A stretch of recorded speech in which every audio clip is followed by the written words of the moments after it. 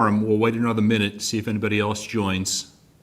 Mark, Bill Hahn will be jumping on. He just left the high school. Okay. He's jumping on. Thanks.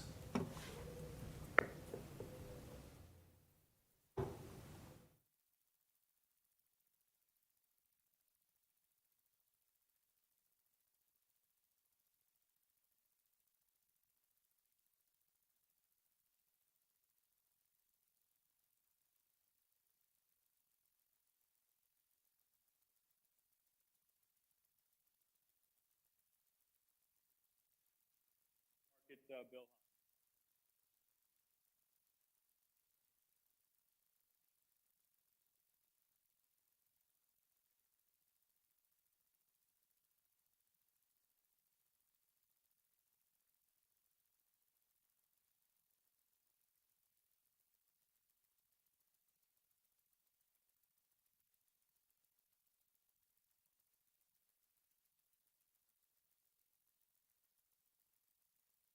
Good evening, everybody. The hour being after 6:30, I'd like to call the Tuesday, October 1st, 2024 School Building Committee meeting to order. This is a hybrid meeting. Any members of the public watching at home that wish to have a question or comment could email mmortali@walpole.k12.ma.us or middleschoolproject.k12.ma.us. Our next order of business, or our first order of business, is approval of previous meeting minutes. Any questions or comments about the minutes? Hearing none, do we have a motion to approve? So moved. Motion from Ms. Second. Gaositz, a second from Ms. Gallivan. Ms. Gallivan, could that be a second? Yes. All right, very good. Let me poll the committee. Mr. Friscia? Yes. Mr. Barrett? Yes. Ms. Gallivan? Yes. Ms. Gaositz? Yes. Dr. Goff? Yes. Jeff Fisher? I think I abstain on this one. Okay, I gotta double he's an check. abstain. Jack Fisher? Yes, yes. Ms. Ruggiero? Yes. Dr. Hahn? Yes. And I vote yes. Did I miss anybody? It is a vote. Our next order of business is the vote TAI Add Service. So, Kate? Yep, I'll take it. So just to provide an update, TAPE and their consultants have completed a feasibility level design of the additional field work that was requested. I can pull up the plan right now, but the feasibility level design is complete. And I think we have Matt on the call. Matt, if you just want to talk through the field design. Sure. So what we kind of have going on here is we have new backstops being installed to replace the old backstops on both the varsity softball field and the JV baseball field.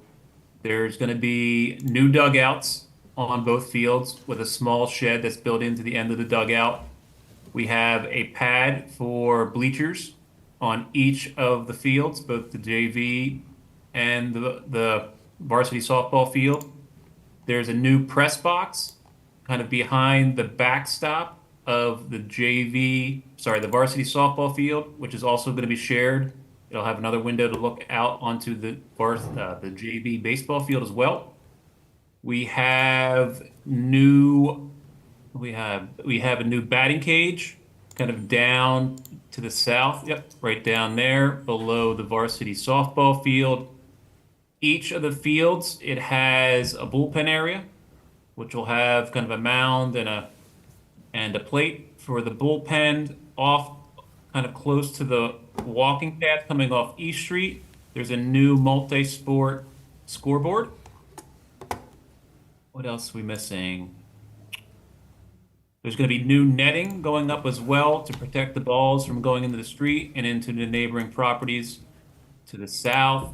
We have kind of a walking loop that kind of connects the existing walking path that we kind of already have as part of the middle school project all the way back up and around the varsity baseball field all the way around the outfield of the JV baseball field, and then kind of back up the hill, and then it kind of ties back in area and pavement down by the talking.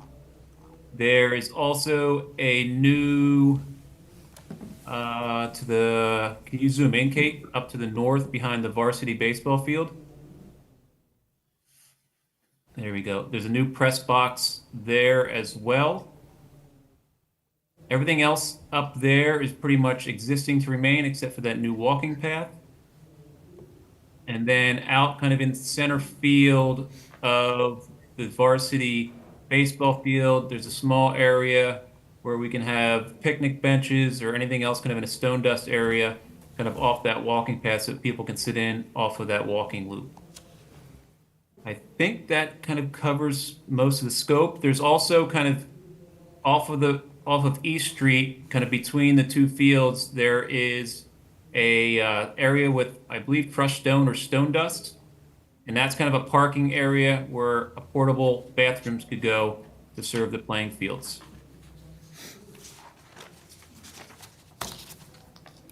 Is that it, Matt?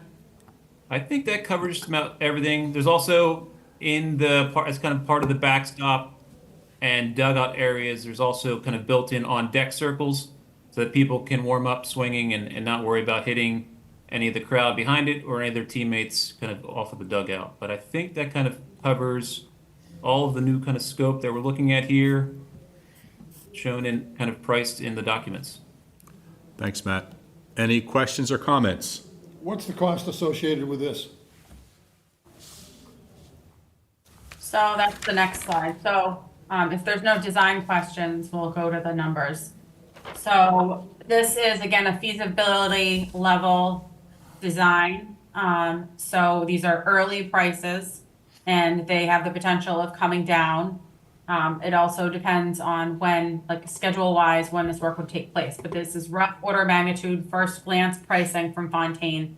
So in terms of general conditions, general requirements, they have a rough order of magnitude number of 475,000, concrete, a placeholder of 50,000, electrical, a placeholder 150,000, site work 400,000, landscape and site finishes 650,000.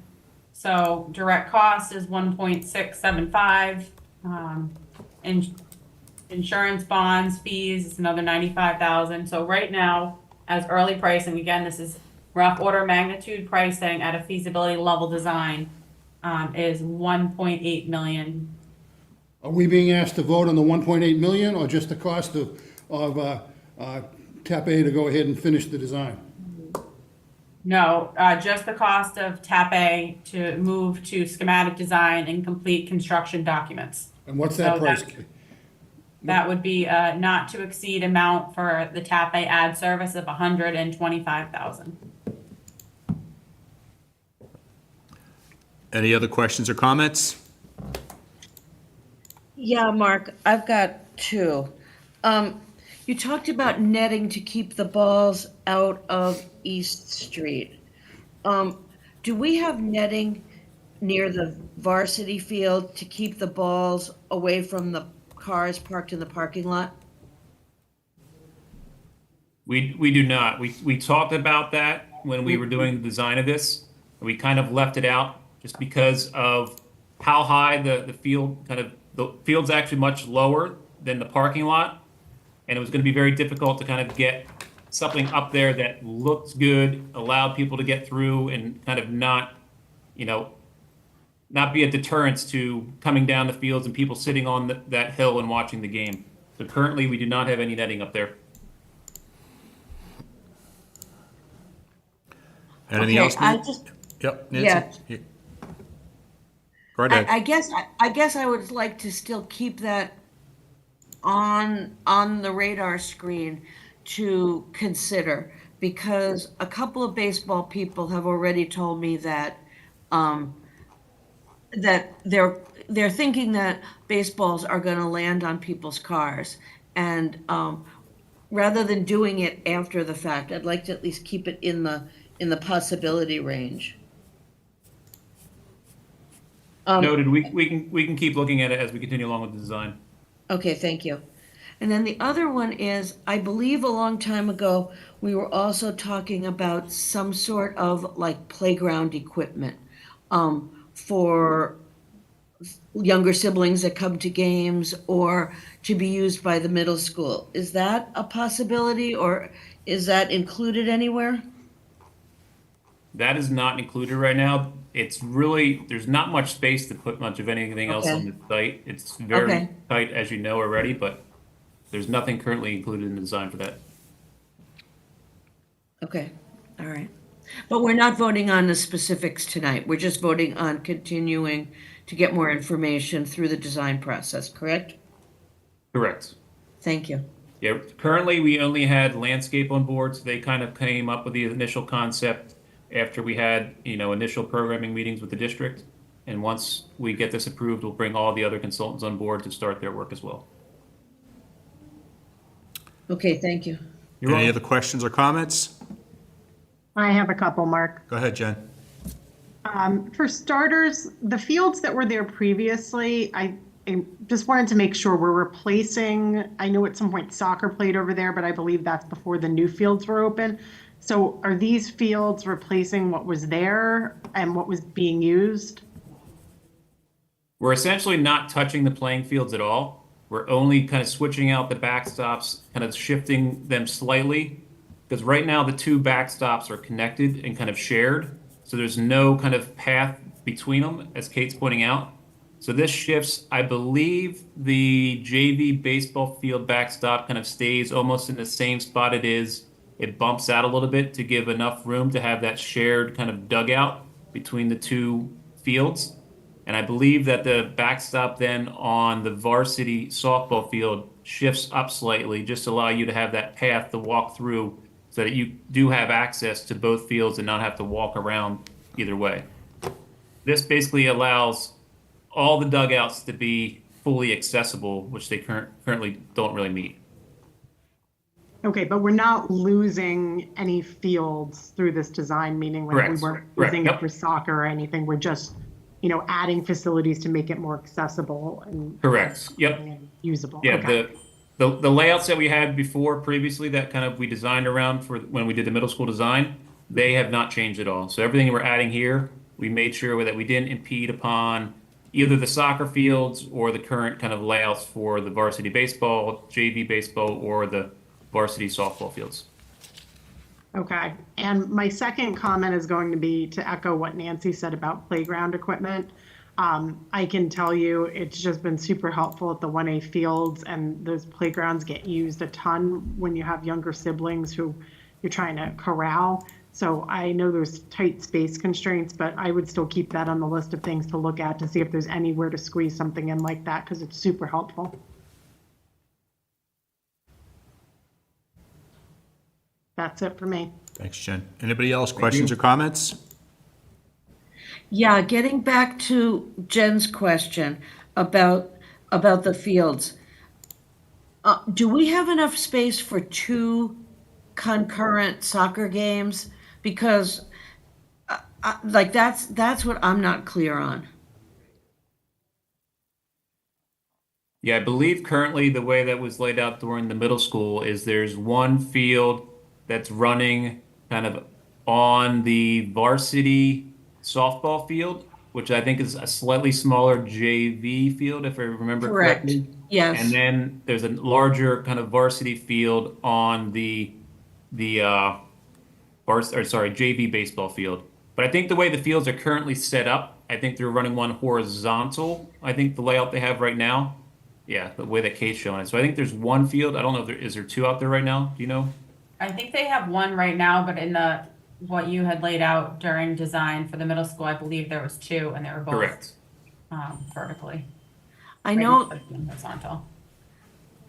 I know that a few years ago, before we started building, we were able to have a JV and a varsity game going on at the same time. The JV field was on the right-hand side, as you said, and the varsity field was more towards the center of the property. And that's important. I just, like, when you have this little structure down in the middle off of East Street. We just can't impede the soccer fields. Correct, and that's kind of what we made sure we did here, was that was kind of sticking out further before, and we pushed that back so it was not sticking into that varsity soccer field. Okay. And you're referring to the left-hand side as the JV baseball field. That would be new. If we want to do it that way, that might be a good idea. But that's not where JV has played, I'm pretty sure. I think that would be a new enhancement, which wouldn't be a bad thing. Thanks, Nancy. Anybody else? Questions or comments? Jack? Yeah, I have a couple comments to make. I have real concerns about this. We're talking about spending $125,000 to do design with a ROM price of construction of $1.8 million for improvements to fields that were there, okay? I just think that's completely out of scope. Something's gotta be done. We wouldn't even be talking about this except we have a good surplus that we've worked really hard to keep. And to go ahead and say that you want to spend $1.8 million to improve varsity fields for the junior high school project, I just think is totally inappropriate. And if the town were to know, if people were to know this, I think that would raise some real significant eyebrows. So I can't support this at all. I think we need to stop and say, hey, look, if we need to do these, then let's go ahead and do this in the proper way through the capital budget process. But this should not be part of the middle school project. Thanks, Jack. Anybody else? Questions or comments? I guess hearing none, then, I would accept a motion of some sort. Does anybody like to make a motion? Would anybody like to make a motion? I'll make a motion that we table this. All right, we have a motion and a second. Do we have a second? I'll second. All right, we have a motion from Jack, a second from Jeff. Any discussion? All right, hearing none, let me poll the committee. Mr. Frisha? Mark, just to clarify, this is for the alternate motion? So this is a motion, this is a motion to table. Okay. Right. I do not agree with that. My vote is no. Very good. Mr. Barrett? No. Ms. Gallivan? No, I understand where you're coming from, Jack, and I do think we have to think about it, but no. Ms. Gaositz? No. Dr. Goff? No, Jeff Fisher? No. Yes. Jack Fisher? Yes. Ms. Ruggiero? No. Dr. Hahn? No. Is Dr. Kenny on the meeting yet? Yes, Your vote, Gene? my vote is no. All right, and did I miss anybody? Yourself. Myself. I vote yes, so it is a vote. All right, very good. Next is item number 5, the review of proposed change orders. Well, hold up. wait a minute, We voted, Mark. the motion to Oh, I'm table sorry, it pardon me, yep, was correct. So passed. So unless there's another motion, the motion to table did not pass. Any further discussion then? I make a Motion motion to vote to approve TAI's right. add service for field schematic design through construction documents in the amount not to exceed $125,000. All right, very good. We have a motion from Ms. Gaositz. Do we have a second? Second, Second from Ms. Gallivan. Let me pull the committee. Mr. Frisha? Yes. Mr. Barrett? Yes. Dr. Kenny? Yes, Ms. Gallivan? yes. Ms. Gaositz? Yes. Dr. Goff? Yes, Mr. Fisher, Jeff Fisher? No, and I'm gonna say, guys, we've had 4 or 5 years of, working on this project, and we've met at least 70 or 80 times, and we've never once ever talked about improving these fields. Again, we're here because there's a surplus. I don't agree this is the right way to spend it. Thanks, Jeff. Mr. Jack Fisher? no. Ms. Ruggiero? Yes. Dr. Hahn? Yes. And I vote no. It is a vote. Now, our next order of business is to review the proposed change orders. Kate?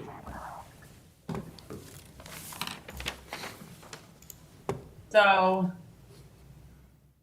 we have included some plug numbers in the PCO log. We do not actually have any open potential change orders right now, but we are starting to track the funds that we think are either going to be a credit back from the GMP CM contingency, a credit back from the GMP allowances.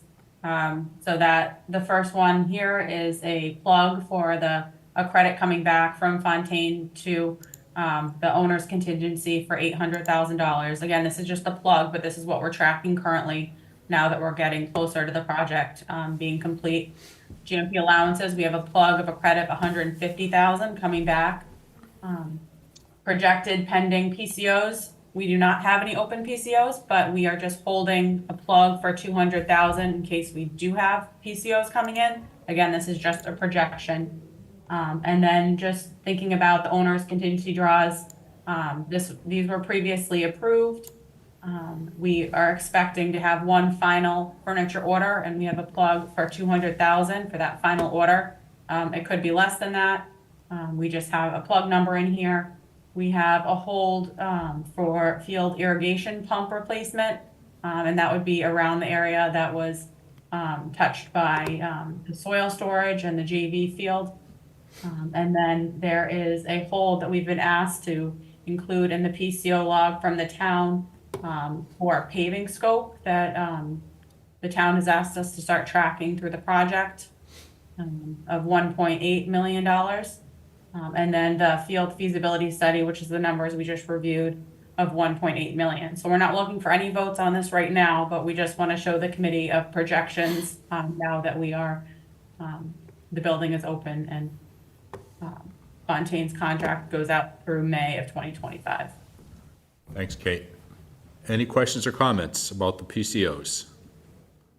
Quick question, Mark, if I could, just Ben. Yes, Mr. Barrett. Kate, so that leave us then bottom line remaining. So is that, if I read this correctly, it's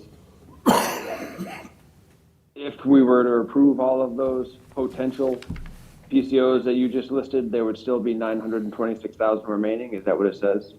That's correct. All right. Yeah, Thank you. approved amount to date is in orange. We've approved 638,000. Yeah, so 4 million is remaining, and then if we approve the other PCOs, then we would still be left over with an unused portion, Correct. unused approved funds of 900,000. Okay, thank you. Any other questions? Jack? Kate, on the hold for paving of $1.8 million, I don't remember any discussion on that. Could you give us a little bit of background? This is the first time that it is being presented to the committee. This is something that the town had brought up. So it's a priority, I guess, for select board members, DPW, and public safety heads in order to ensure that streets and sidewalks around the school are safe. I believe the town has held off on all this work for a few years while the trucks have been coming and going from site. And there have been necessary utility cuts, but the town is now looking to run that through the project. So it's putting it on here for tracking purposes. I think if there are questions, they can go directly to kind of the DPW and the town, but I did think it's important to just show that here since there's been some conversation. Is this off the school property? Is this like along Washington Street and East Street, or is it, do you know where about it? What are we talking about here? So there's a number of limits, and I can read them off.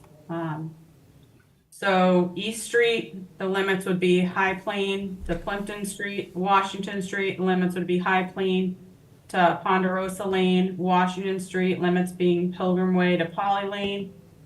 Beth Road, limits being East Street to the end. Holly Road, limits being Beth Road to the end. Edward Drive, limits being East Street to the end. Washington Street, limits being High Plain to Baker Street. I'm sorry, that was the sidewalk portion. And then paving portion would be East Street, limits High Plain, Grasshopper, Washington Street, limits High Plain, Short Street. So it's a mixture of road paving and sidewalk pavings. And then the middle, parking off of East Street. So the street would be East Street, limits being High Plain and Grasshopper. Yeah, but I think, not to jump in here, Jack, but I think, I don't see Jim Johnson on here on this meeting tonight, but, Kate rattled those off very quickly. But this is something that's gonna have to be developed and presented to the committee, in advance of obviously approving any of this. So similar to the fields is something that needed to be done in the areas. Some of it due to construction, some of it due to local residents' requests for improvements for walkability to the school. But it's something that's going to have to be developed, put on paper, so that we can get a look at it and understand, where it's at for sure. Understood. Just a quick comment. All of the, from what Kate said, and I appreciate it, Kate, those areas that you were talking about are well away from the actual school driveways and the school area. Going from High Plain Street down to Plimpton Street is well away from the property. And so I can understand why it would not be included in this.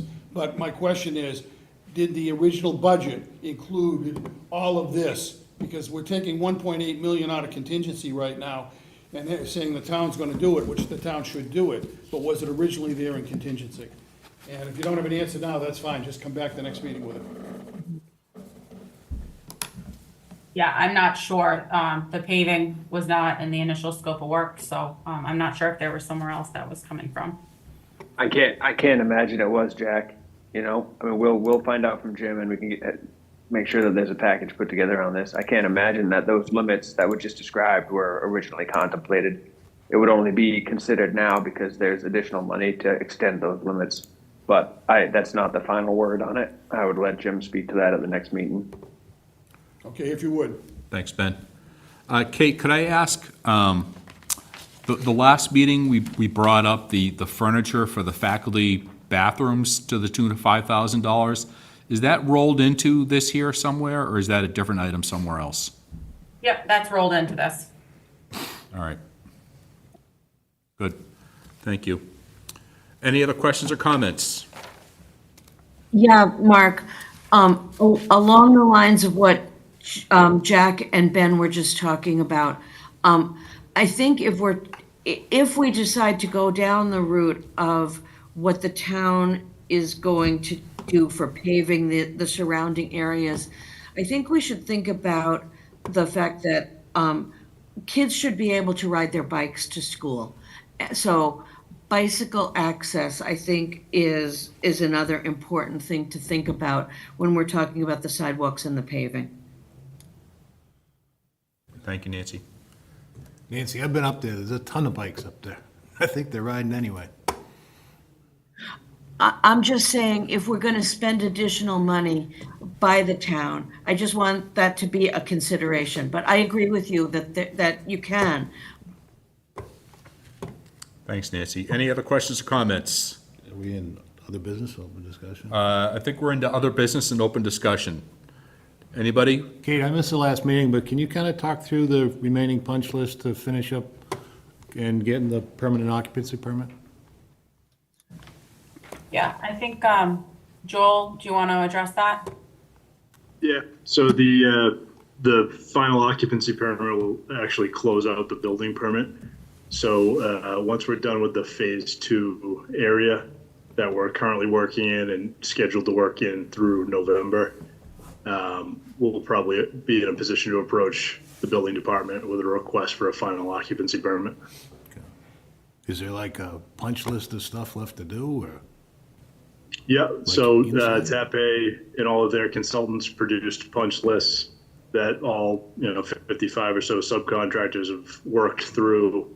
TAI has now gone and back punched those completed items. A few things that they say, oh no, that still needs paint touch up, that kind of thing, that is all being worked through now. It'll be done well before we're in a position to actually go for the final occupancy permit, though. Okay. Now, do you need to extend the temporary? Yeah, yeah. So the temporary building department has a fixed period that the temporary is good for. So yeah, we will no doubt need to extend the temporary. Thanks. Thanks, Joel. Any other questions, Jeff? Anybody else? Open discussion. All right, so we'll wrap it up. Kate, I can do this. Our next meeting is October 15th at 6:30. Does anybody have any questions or comments about the meeting schedule? I would just kind of echo what Jack was saying in terms of looking at some of these extra items. If we can get the information, well in advance of that, say, if we're going to be looking at a PCO for roads on the 15th, I doubt we would be, but if we were, just so we can get a good look at it and generate questions beforehand, that'd be very helpful. Thank you. Thanks, Ben. Anybody else?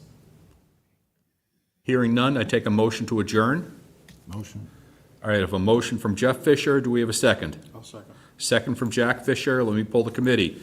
Mr. Fisher, Yes. Mr. Barrett, Yes. Dr. Kenny, Yes. Ms. Gallivan, Yes. Ms. Gaositz, Yes. Dr. Goff, Yes. Jeff Fisher. Yep. Jack Fisher. Yes. Ms. Ruggiero, Yes. Dr. Hahn. Yeah. And I vote yes, it is a vote. Good night, everybody. Thank you. Thanks. Thank Night you. all.